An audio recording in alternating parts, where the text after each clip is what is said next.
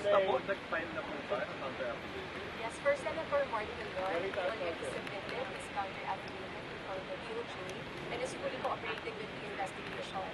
He actually welcomes the opportunity to address the allegations against him through the proper legal process, and he's confident that a fair review of the facts will show that the charges have no basis. So he denied po the allegations? Yes, he denies any wrongdoing. Anong mga basis po ang sinabi? Considering that the case is already pending with the DOJ, we will present our full defenses with the DOJ. But basically, he denies any wrongdoing. All actions were made in good faith and to ensure transparency. There's absolutely no evidence of fraud or intent. For example, if any market manipulation sa accusation, ano po pwede natin siguro i-offer na paniwala sa tao sa accusation? Again, I'm sorry, considering that the matters are already Ma'am, camera. Camera po. I hope you understand that. We'll just present our full defenses with the DOJ. As for the participation of Senator Martin, ano yung ibig sabihin na wala siyang kinalaman sa company? Yun po po yung stand. The stand is that he performed the action in good faith as director of the company. And these were based on independent valuations and, again, to comply with the duty to ensure transparency. Sorry, I'm only speaking on behalf of Senator Mark. The other respondents are represented by their own counsels. I will be able to clarify. I think other members of the family. I think Senator Camille as well as Paolo. So I'm not sure as to the other respondents, but they have their own counsels. Babalik pa po ba si Senator Mark? Or may next?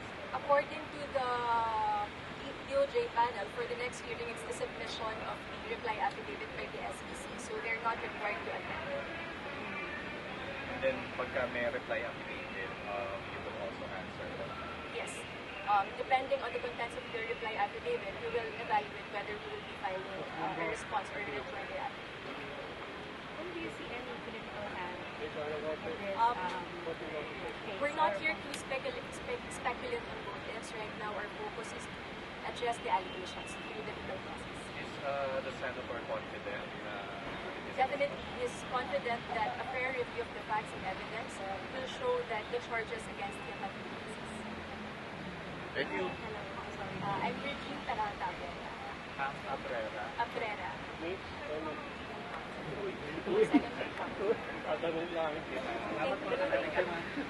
Kasama niyo kay Senator Ganda ng sun. Uy, boss. Try, endeavor, kung kaya niyong later din. Good afternoon. Our law firm represents the Philippine Federation. Sir, salamat po. Senator Cynthia, ABR, Senator Camille, ABR, Senator Mark, ABR, Manuel Paulo, ABR, as well as Cynthia J. Morales of VR Land Holdings Corp.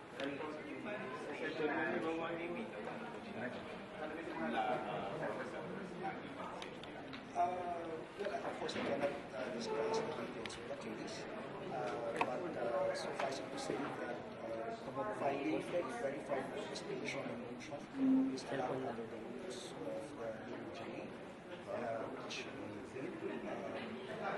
Simply requesting the DOJ of prosecutors or investigators to look at the complaint and hopefully decide on a favorable hand.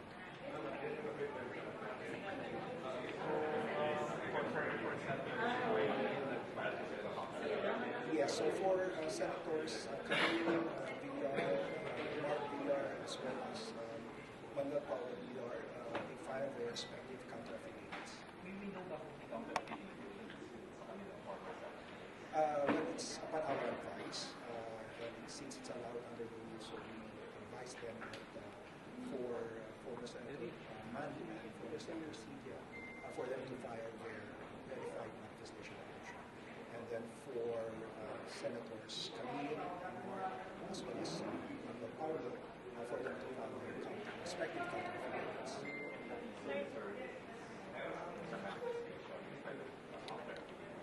Again, we believe that for Senators Mark Senators Manny and Cynthia, our approach is to file a constitutional motion, and for the three children, for them to file their respective counter affidavits. So, of course, I cannot discuss the reasons behind that. But suffice it to say that the filing of a verified manifestation motion is allowed to be rules of the DOJ. Pero yung kung hindi nila pag-grab dito, ano po yung explanation? Well, yung pagharap o hindi pagharap, ulitin ko, yun ay batay sa aming advice no, na hindi sila pumunta at sa halip ay mag-file na lamang ng verified manifestation at motion. Sa ilalim ng patakaran ng DOJ o 2024 DOJ NPS rules, filing a verified motion is considered is allowed and is considered by the panel already contain the defenses of the respondent.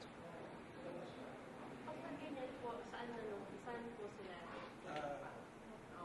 Yung panunumpa po ng verified manifestation and motion ni Senator Manny at ni Senator Cynthia ay kinanap sa Las Piñas sa harap ng isang notaryo publiko.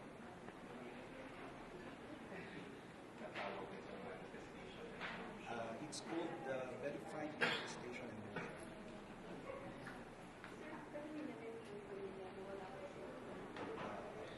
Ang galang tanong yan, sa aming pananaw para po sa Bigyan ng Meetings Board at yung mga individual na directors at officers, we maintain that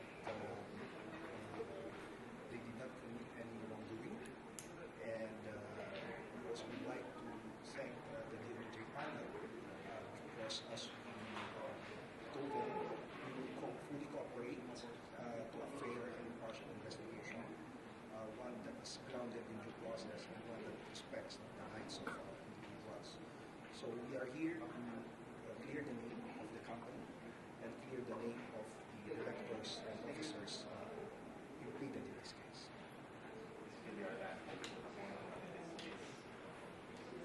Yun po ang aming panalangin, yun po ang aming hinahangad.